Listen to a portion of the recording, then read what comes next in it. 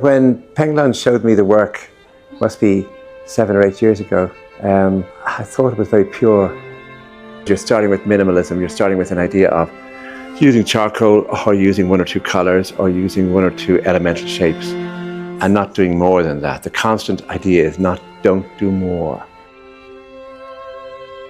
And I think it's something that can work in sentences. You know, if you're writing fiction, you don't need to add an explanation. You don't need the next paragraph. Just leave the paragraph there as it is.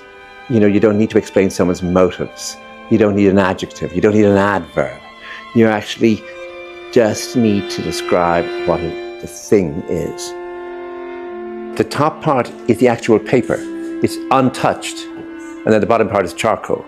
But from just leaving the paper alone, you don't touch the paper. Notice you don't have the sun, you know, you don't have the sun or stars, you don't have a bird. You just leave it, put nothing on it. And that idea of using nothing, I mean, you can see it everywhere, that there's a constant sense, even being very careful with shadow and super careful with light.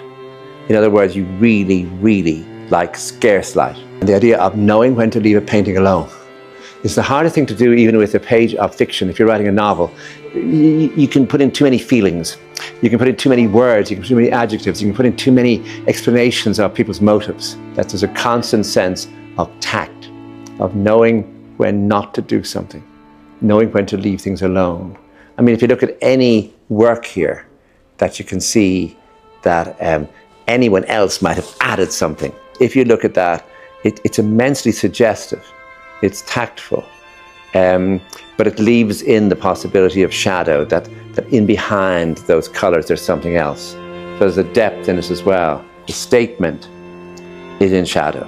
It's not a direct statement. I mean, in other words, if you think about the feeling that contains, it's actually quite suggestive without being fully explicit. The audiences were great, just hugely. People have a funny way of saying to you, I love this paragraph, or I love this, you know, like they're really nice, really kind.